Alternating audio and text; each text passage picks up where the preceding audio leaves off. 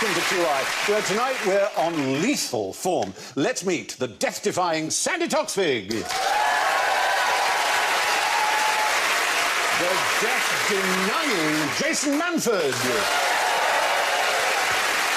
The death-dealing Bill Bailey.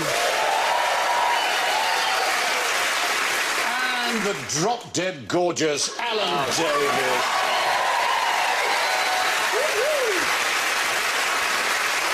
At least 1 out of 100 has to be complimentary. That's very kind. Yeah. Now slay me with your buzzers. Sandy goes. Jason goes. Wow. Wow. Bill goes.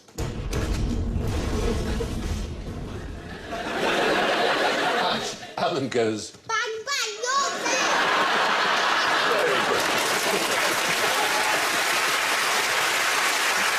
So, before we start, I have to remind you we have in this series a spend a penny round because of L. Exactly. Because L stands for lavatory. One of the answers will involve lavatories in one form or another. All things lavatorial. So if you do spot a lavatory lurking anywhere, play your joker, and if you're right, I'll give you some points. What could be fairer than that? Now, I'm going to hand out some bags. Can you take one and give one to Jason? Sandy there. You? And you've got yours, I think, already, haven't you? Now, you should have a bottle with a cork in it, and I want you using the bag and the bottle to get the cork out of the bottle. You can't break the bottle, obviously. Are these are the ones we use when we go dog walking? Yes, they are. They're pretty stupid ones. Exactly. Are they? Yeah, but they haven't been used, I promise you. Obviously, yeah. I was going to use the...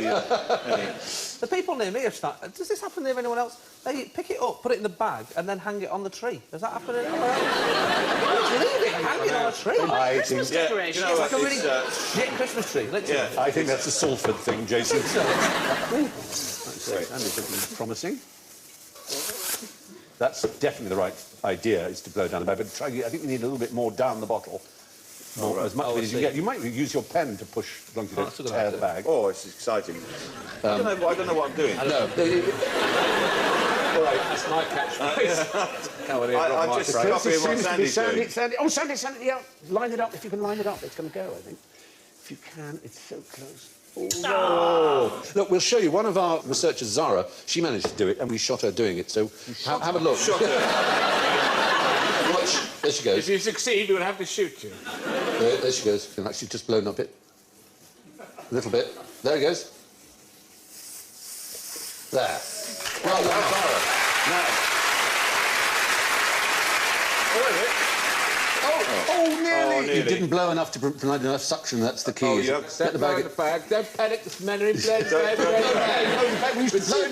Get it out, Mr. Mandarin. Blow in the bag. Don't worry, Mr. Mandarin. It's there. You've got it. Don't panic. Blow in the bag, sir. See if you can talk. I don't know what I'm doing. Yeah. We don't want to stretch the... I think it's there. You've got it. Yes! Brilliant. Now, you haven't got the pressure aid. OK, pop and water.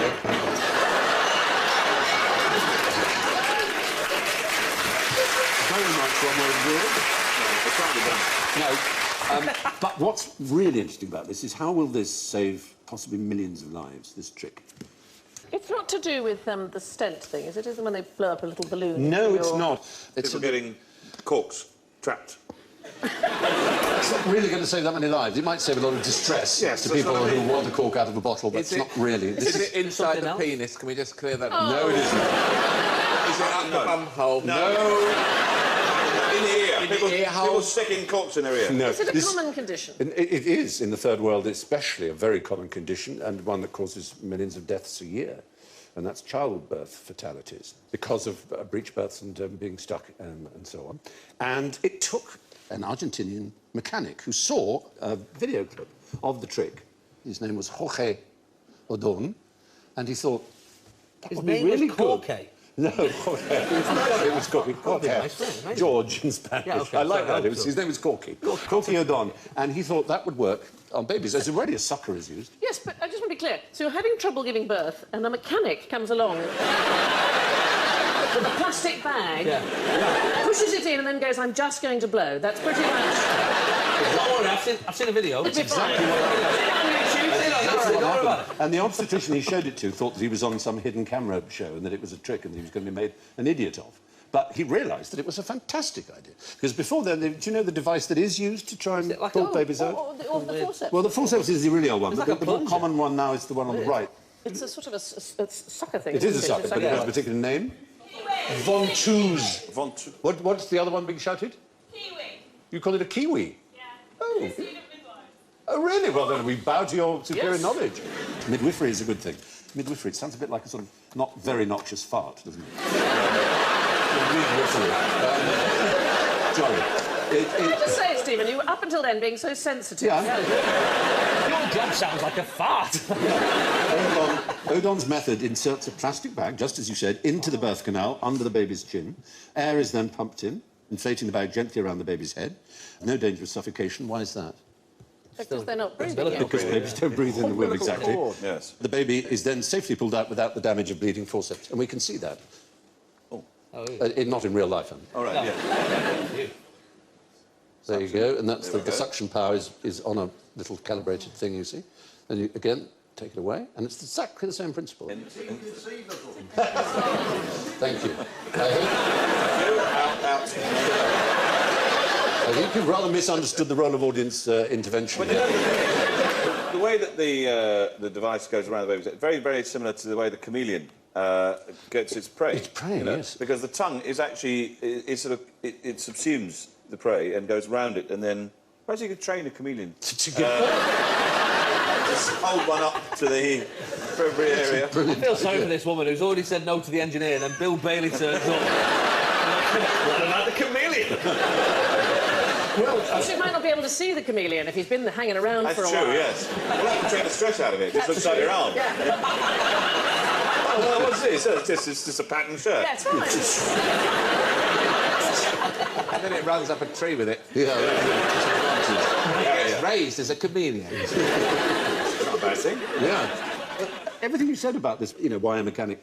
As Dr. Merialdi of the World Health Organization said, with 5.6 million babies a year dying, he said, for many years, almost centuries, nothing has advanced in medical science in terms of the delivery of babies, which is a natural process. But it is also a mechanical process.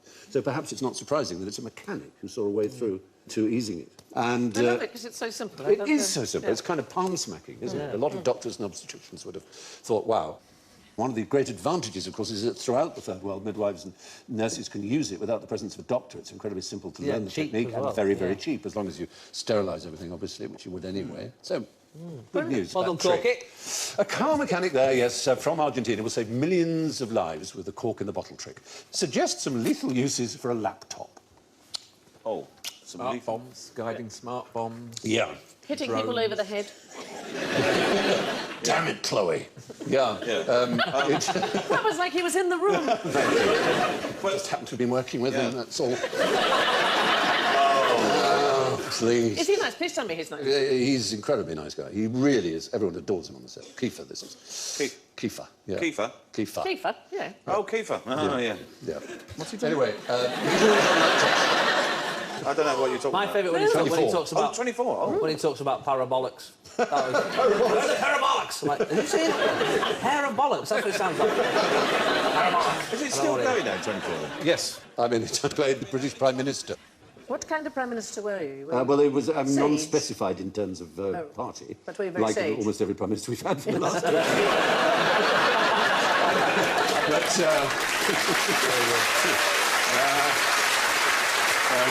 Is it really over-the-top London, though? Is it like, Chloe, I forgot my Oyster card! It is all shot I'm in at London. Spinningfield! There are engineering works. For the bus replacement service. Follow me on the satellite. The driver hasn't got a clue where he's going. What's the best way from Kensal Rise to Ladbroke Grove? You can't use the Harrow Road.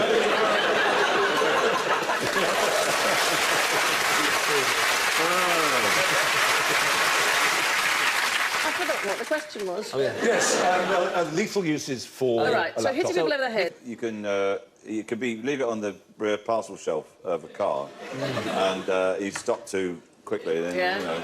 I know this because I went to one of those, speed awareness courses, and this is ex-copper, and he went, yeah, he goes, he was trying to scare everyone, and he went, yeah, he goes, yeah, it's Lady driver had a laptop computer on the back.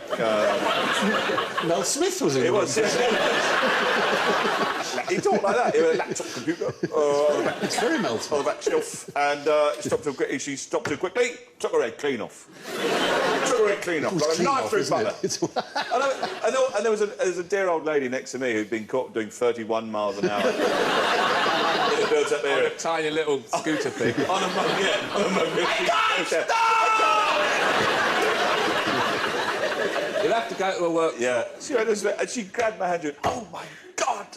Like that. And of course, I can't imagine it. No, actually, we're in Australia, and it's a program that's written on a computer. A virus. It's nothing to do with the Wi-Fi, is it? Is that... Do they not? No, it's a specific program written by a specific person in order to help someone do something that will end their lives. Is it some euthanasia? It's a euthanasia program, yes. There's an Australian doctor called Dr. Death, obviously, as they always are, and he's rigged up this injection system to a laptop, and you have to answer 3 questions. You have to be sane and smart enough to answer the 3 questions, yes, positively.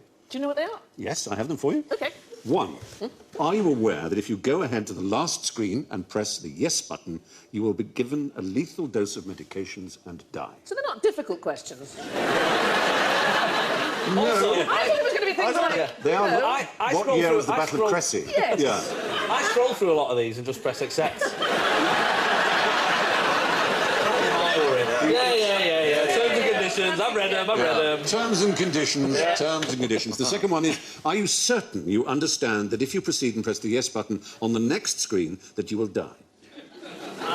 That's just very clear. Yeah. So you press Then yes it's again. Yes. Are On you the sure? third screen, You sure? Come on now. in 15 seconds, Have you seen the word you die? will be given a lethal injection. Press yes to proceed. It's that simple. That's heavy, man. Yeah. From where'd you get it? Amazon? No. But I mean, I suppose it's that if you made the decision, then it's finding the. I found a very odd. I didn't know this was a rule recently. I always get headaches when I'm on tour, so I thought, well, I may as well just stock up on paracetamol because I go for a couple of nights. So I tried to buy about 48 packets of paracetamol. No. There you are. That'll kill you. And obviously I wasn't going to take them all at once, but obviously there's a They rule. don't know that. You're only allowed to. But I just thought to myself, that's saving no one, is it? No one's got to that point and gone, oh, can I not? Oh, I'll stay alive then, thank you very much. I go into a newsagent's and order a bottle of vodka and they give me a quarter one now. There's things about me. Although there was a moment when the woman embarrassed me in front of a queue of people where she said, I can't sell you that many paracetamol. And I went, oh, why? Why is that? And she said, it's in case you kill yourself. She said those words to me. And this is my panic. I went, what? But there's a load of freezer stuff in there. Like, that was my actual...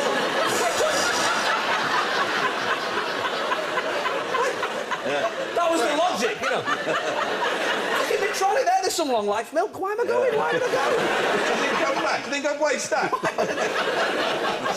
There's some Finder's crispy pancakes. I'm looking forward to. There's a Solero in there. I've got so much to live for.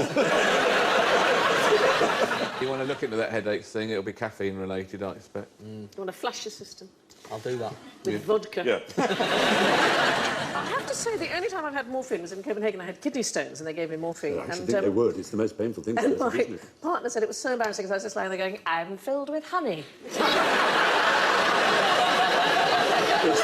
We had Jeremy Clarkson on, and he was talking about kidney stones, said the most painful thing a human being could have. And someone said, childbirth, I think you'll find. And he said, do we have anyone in the audience who's given birth to a child and had kidney stones? And there was one person. Of course there is. And he said, which was the most painful? And she said, kidney stones. Did they zap them with something sonic or something? They do now. I was off my head. I've no idea what they did. Yeah. I think they do. They dissolve them and then you pee them out. I think What you don't want is someone they blew giving a bag up Come the here, end, didn't they? come here.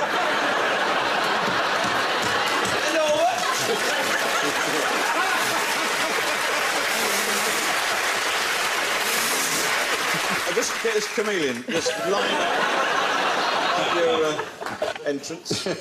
Well, what about suicide booths? Where do they exist? Have you ever seen or heard of them? Soylent Green, the Harry Harrison novel that was a great movie. There are suicide booths there, used by Matt Groening in Futurama, rather wonderfully. So would you just pop in and kill yourself? Yeah, there are 3 modes of death in Futurama: quick and painless, slow and horrible, and clumsy bludgeoning. So when you just put a, you know, 50p in or something. That's the idea in science fiction, that people will want to do that. Yeah, euthanasia becomes not just a, you know, a right, but a sort of... Bit of a laugh. Fuck it, you know. Yeah. I like a photo booth, though. Yes. They've got that retro, you know, Instagram type thing, you know. So we've sort of gone revert because the photo is getting so perfect. We've now gone to a point where we're going, let's get Instagram and make it a bit worse. I'm going to do an app where you just put like your dad's thumb in the top corner. Yeah, exactly. Look at this. They used to say if you look like your passport photograph, you're probably not well enough to travel. It's a very good theory, I like that. The very first job I ever applied for on television, it said you had to send in your CV and your photograph. And traditionally in show business, it's a sort of an 8x10, it used to be an 8x10, rather glossy thing. I didn't know that. I went to Victoria Station and the stool was stuck down low. So honestly, I sent in a photograph of the top part around my head, and they thought it was a joke, so I got the job. Well, there was this... there was an actor's director, which is no longer used, but called Spotlight, in which you had to give your photograph. And I remember Barry Humphries had a wonderful one with just a picture of him like that. Not as Dame Editor, but it just said, leather and denim rolls preferred. I used to try and sort of put things in to see if they'd print them, you know, just sort of sheer devilment, like things like can hover. You know.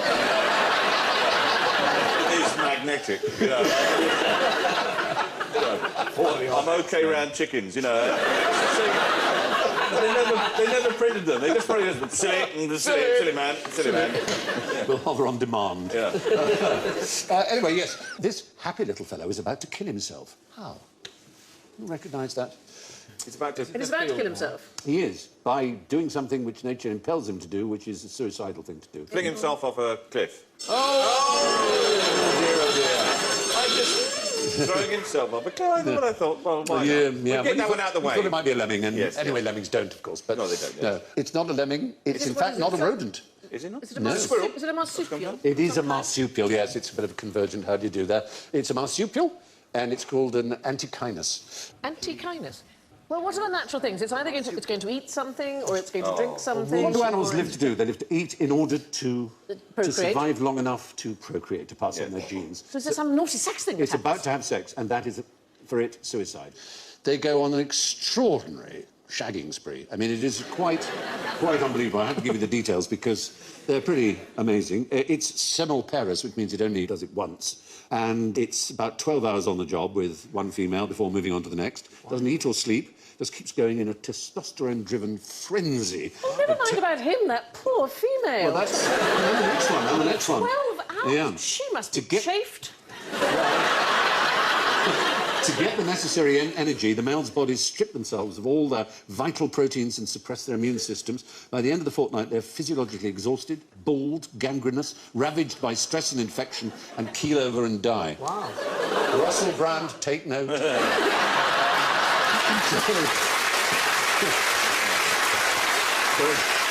It's pretty grim. It sounds like Henry VIII at the end of his life, doesn't it? It is, you bet. Does this happen only once, then? Yes, semmelparous once. So they're dead before the children arrive? Very much so, and that, some people think, may be the reason. Just to get out of childcare? Yeah. Or if you give it a better gloss, it's in order to leave more food for their children. So 12 hours and then another 12 hours? Yeah, this lasts for a fortnight, apparently. Yeah. Wow. 2-week mating season. There's somebody in the audience remembering a Spanish holiday. Look, 1982. Oh, that was a party. But they aren't the only marsupials with a suicidal sex drive. There's also marsupial cats, which have a wonderful name. Very good for Scrabble. Quoll. Quoll? Q-U-O-L-L. Very good Scrabble word. There's a little quoll. And these are all Australian... The female northerns, yes, are subjected by males to bouts of copulation.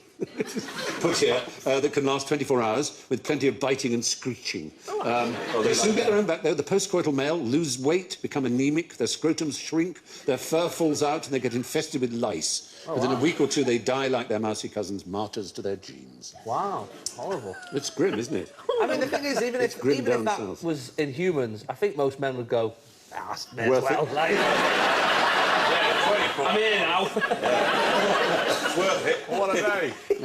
All the females are sitting around and going, don't worry, they'll be gone in a minute.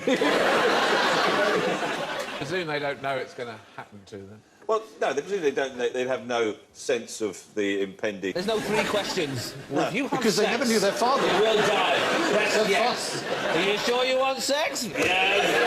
Definitely. Oh, yeah. Here's a picture of somebody who's had sex.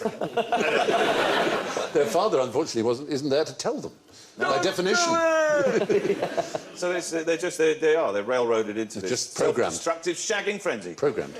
Deeply programmed. Now, if you had to fight a duel, which weapon would you want your opponent to choose?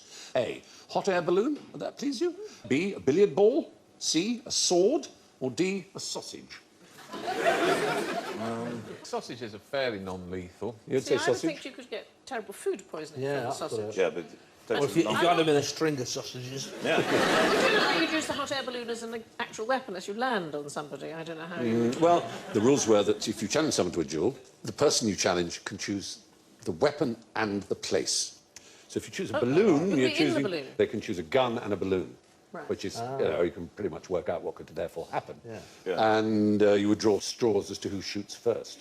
The distances, and they're not very good shots. The first one could miss. It's a bit annoying if you've chosen guns and balloons and then got the short straw. Yes. And he got to shoot first, you'd be like, what's the point? Yes. The balloon is not a small target. Depends how far away it was, of course. But, well, we do have history on our side, so we can tell a story about the sausage. There was a scientist, a very eminent scientist, who was rather liberal in his ways, who lived in Prussia, and who was the great leader of Prussia, who basically unified Germany and was what we would call prime minister, but he was the minister-president of Prussia. Bismarck. Von Bismarck, exactly. And this German pathologist, who was called Rudolf Virchow, so opposed the mighty armaments program that Bismarck had started that he enraged Bismarck, who challenged him to a duel. So because he got to choose, this doctor, who was the first man to isolate the pathogen behind pork that had gone off, which is called Trichinella spiralis, said, OK, the weapons will be sausages, one of which would be poisonous, toxic, as you say, with this agent, this pathogen. So he challenged him to a breakfast, essentially. And Bismarck didn't like the idea, so called the whole thing off, which the challenger has the right to do. So it's a sausage roulette. Yeah. Yeah, basically. Sausage roulette. Yeah, but with only two. And so you had a 50-50 chance of dying, so that's a pretty dangerous duel. Sausage duel. So, moving from the sausage to the balloon, the Monsieur Grandpré and Monsieur de Pique. We're going to get quite French because you know what they're like. In 1808, there was a dispute between these two over the affections of a young woman. They took to the skies in separate hot air balloons, each armed with a blunderbuss. The Pique shot first and missed. He had the first shot and he missed. There's a moment, isn't it? Grandpré then fired at de Pique's balloon and punctured it, sending him and his second down to their deaths. Wow. 2,000 feet above Paris. So balloon, pretty damn dangerous, isn't it? Very first female air passenger ever was in a hot air balloon. Elizabeth Tibbles, she was an opera singer. She was dressed as Minerva and sang arias from opera as she fed the fire, and the balloon took off. But unfortunately, she landed and sprained her ankle. But she was other than that, yeah, it's great. She's the very first female air passenger. So there's only one example of a billiard ball duel that we've been able to discover. That took place between a Monsieur L'Enfant and a Monsieur Melfant. They fell out over a game of billiards, not surprisingly, and so they used what was to hand, billiard balls. Presumably it was carom if they were French. And they decided to resolve their difference by pelting each other, one after the other, with billiard balls. Again, they drew straws to see who would throw first. And Melfant won, and he warned his opponent he would kill him with a one single strike, and he did. Straight between the eyes, dead. Wow. Yeah. God. That's... And he probably went, I was joking. I'd actually hit you. Why did they use the cue? That would have been... Yeah. So of all the weapons we've described, probably the safest is the sword, because in duelling, all you have to do is get the draw first blood, as the phrase is. So you literally have to pink someone, just give them a little scratch, and it's called off by the second. So, we got him. So, there we are, duelling. Now, why would you resupply your enemies with bullets when they'd run out of them? Just how crazy is that? Or indeed a plastic spoon. Unless they were... Keep it fair. Fake No, bullets. real bullets. Real bullets? There's your enemy, you desperately want to defeat them, they're running out of ammunition, and you resupply them. Are they bullets which explode when Sabotage? Are they No. somehow sabotaged? Somebody else come to attack us. And They're good bullets. No, you make a deal with it. It's Fair. In a sense of honour. Fair play. It's something so wonderful, I think, that should guide the British government in its policy on a particular issue, one that's very dear to me and the nation, who have this marvellous building that I've had trouble pronouncing sometimes. It's in the Acropolis. Yes. It's where the Parthenon is. Yes. And it's the Parthenon we're discussing. So Greece, let's go back almost 200 years. Right. Who ran Greece 200 years ago? Turks? Turks, the Ottoman Empire. And there was a big movement to free Greece, led by Greeks, but also by some Britons, notably Lord Byron, who died there. And by 1820, they'd got quite a grip on the colonialists, and they'd pushed them all back up the Acropolis. And there they were, in the Parthenon, that wonderful building. And the Turks were firing, and they ran out of shot. Now, the original builders of the Acropolis were extraordinary architects, and they joined together these 70,000 pieces of marble in a magnificent way. They put in sheets of lead to protect it and the bits of iron staple and lead to keep connecting together the marble. But then, in 1820, when the Ottomans were defending it, they started to use these lead sheets to melt them down to make shot. And the Greeks said, we're not going to have that happen to the Parthenon. So you give them bullets to stop them They gave them doing bullets to stop them destroying the building they loved so much, that meant Athens to them. And if that story doesn't make the British government get off its arse and give back the Elgin marbles, I don't know what will.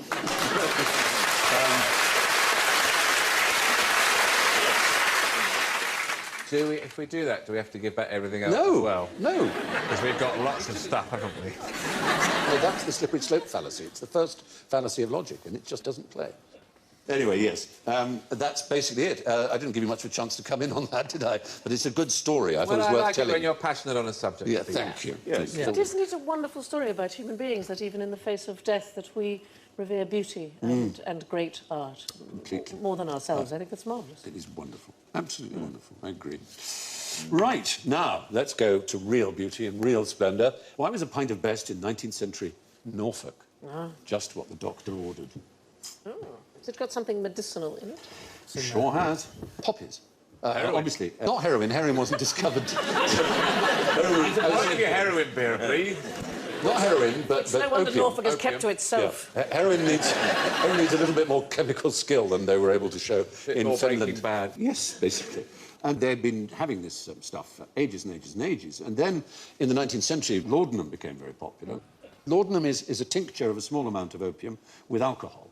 Queen Victoria loved it, and they loved it in Fens. And they had it with beer, so they'd had poppy stuff in their beer. There was a period called the Great Binge, and it was really from sort of 1880s to the outbreak of the First World War and the banning of absinthe in France. What a time to be alive. Yes. As I say, Queen Victoria was addicted to laudanum. She'd have laudanum To be every night. wealthy and idle in the great bin. Yes. It was something. We're talking about Wetherspoons right now, aren't we? In our time, you could get kaolin and morphine perfectly. Yes, supposedly to cure diarrhea. And you could also buy in boots, you could buy liquid aniseed, and you may say, what's the point of that? That's a fabulous trick. You know catnip for cats, obviously. Yes. Everyone knows how cats behave when you have catnip. Dogs behave like that to liquid aniseed. So you'd sprinkle it on your trouser legs. And you'd see little old ladies being pulled along the street. Flying after your trousers. It's quite extraordinary. While you were completely off your head on kaolin and morphine. Oh, those are the days. Good times, man. Good times. Was this a private education you were receiving? Yes, it was. And I don't recommend it. Anyway, in Finland, they drank a lot of beer with their own poppies in it. Basically, Norfolk and Lincolnshire consumed over 5.5 tons a year, which was basically more than the whole country put together. Yeah. It hindered the development of the region. It might have done. It was known as stuff or best. And, yeah, basically, it did Got destroy. stuff? Yes. In the 19th century, being an opium addict was normal for Norfolk. Nowadays, we're told that even sugar is a deadly poison. But are sugar-free sweets good for you? They give you the runs.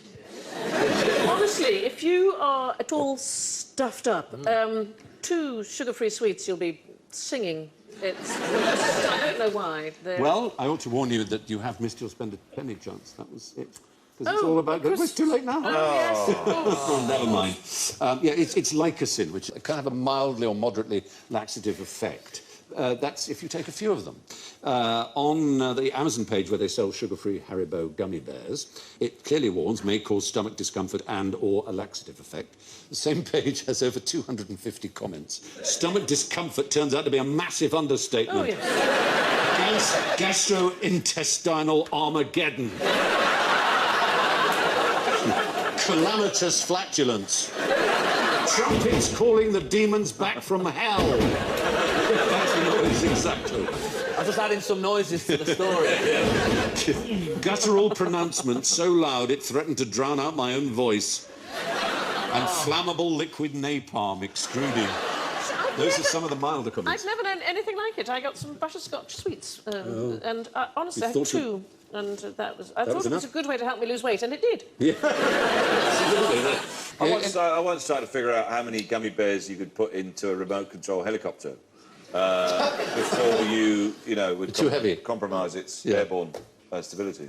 And- Because you know there's little tiny ones. Yeah, the little, really miniature ones. Tiny Yeah. little miniature helicopters that can hover in a. They put one gummy bear in it as the pilot. Yeah. And it crashed immediately. One. They're That's so a delicate aerodynamic it's a very setup. delicate aerodynamic. Yeah. One. Well, I put him in the pilot seat really, and it went over like that. Whereas I should have put one on each rail, and it would have been fun. I know that now. But thanks for passing it on. Yeah, no, that's fine. Good. And now for the lethal concoction of toxic misapprehension and venomous disinformation that we call general ignorance. So figures on buzzers, if you please. Right. Name a non-venomous snake. Yes. The grass snake. Oh, what? We thought you might say that. Well, clearly. Yeah. Very quick on the timing, by the way. All venomous, but just not very. Yes. All snakes are venomous. Recent discovery by a man you know you can trust because of his name. He's called Professor Brian Fry. University of Queensland. And in 2013, he showed that even snakes that kill by constriction have venom in them, and it's been repurposed to create a sort of lubricant to help swallow the huge things that constrictors swallow. Wow. But it still contains small quantities of venom. Fry comments, I find that very odd saying that. Their toxins are the equivalent of a kiwi's wing or the sightless eyes of a blind cavefish, defunct remnants of a functional past. And he showed that the world's largest lizard, which is...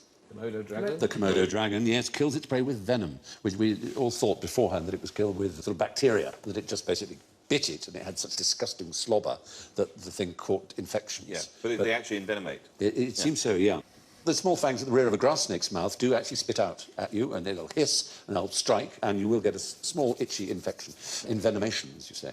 Right. So there you are. That's weird and surprising. There are no non-venomous snakes. They all have venom glands. How fast was the fastest mass extinction? How many years? I'll give you. Yeah. The Liberal Democrats.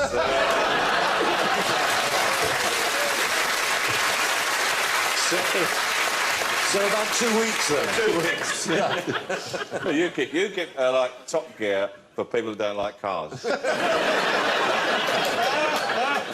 Very good. Of thousands? Are we talking about thousands? Thousands, yeah. Thousands, oh, okay. Yeah, it's talking about thousands. It happened 252 million years ago, ending the Permian period. It's known as the Great Dying. It sounds rather Star Trek, doesn't it? Oh. The Great Dying. So what, sort of 5,000 years? 60,000 years. 300,000 years. But there have been about 3 of these mass extinctions. 5? Well, yeah, supposedly we're in the 6th. We're in one at the moment. I mean, forget global warming just simply by the way we're destroying habitats. Eating them or running them over. Yeah. Well, simply just competing for space and not giving them, monocultures, Gone biodiversity. Yeah. It's a staggering number a day, isn't it? Oh, it's a huge number a day. It's horrifying. And, Yeah. Now, Alan, would you take a bullet for me? Yes, Stephen. Oh, thank you. Very good.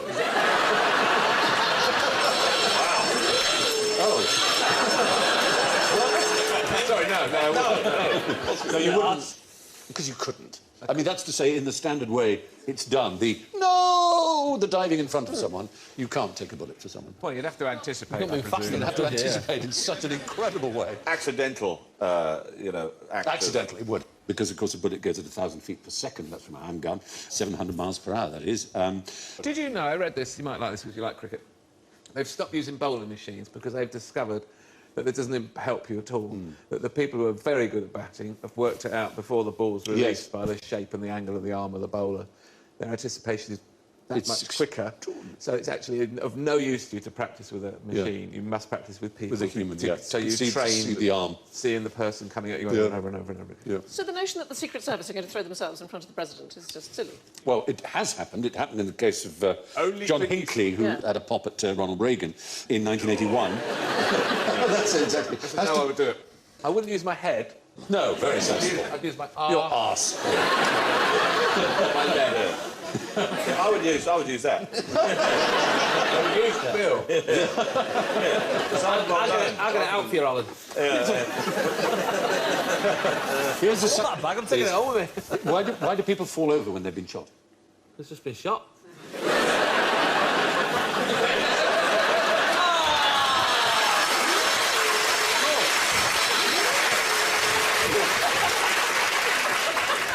No, is the answer. Shock. Because they're dead? A dead person would fall over, obviously, where they've been shot in any way. Not the speed, like the speed and the fact that No, none of those things will knock you over. No.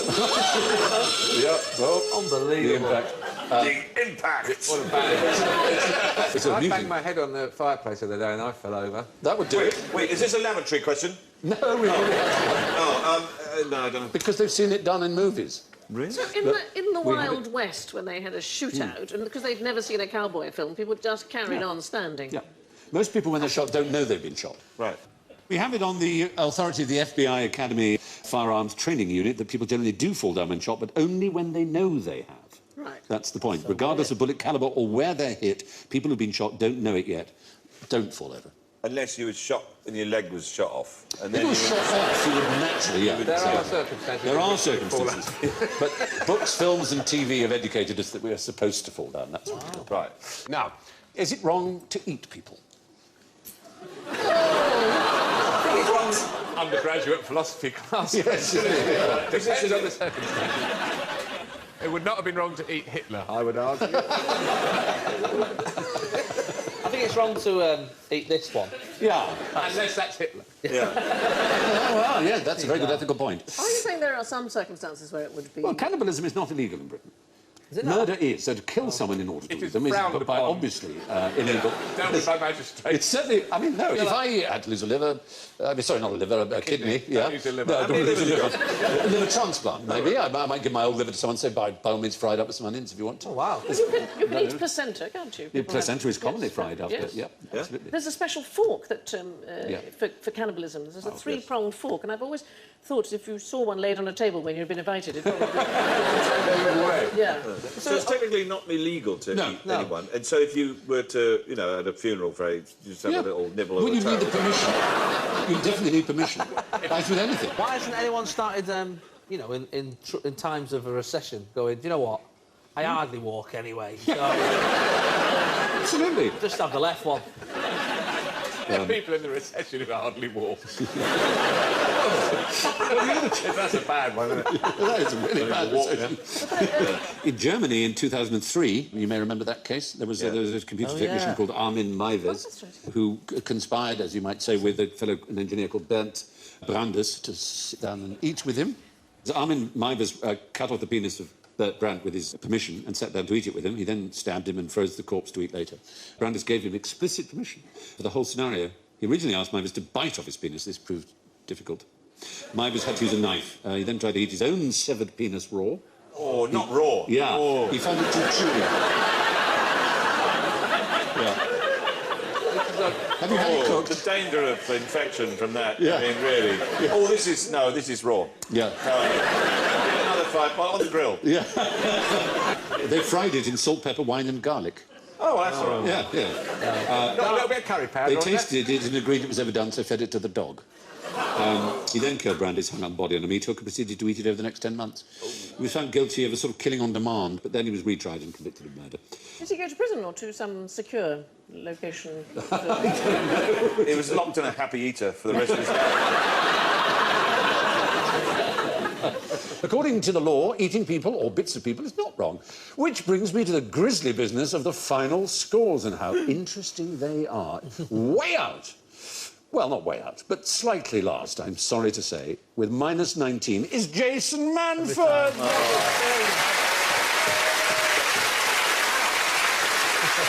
Trailing clouds of glory in a very respectable third place, would you believe it, Alan Davies? Second, with minus 8, Bill Bailey. Which can only mean that the winner is our token Dane with plus 6, Sandy Thompson.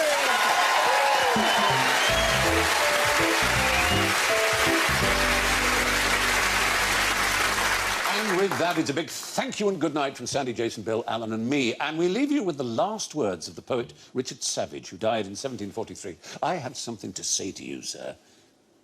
No, 'tis gone. Good night.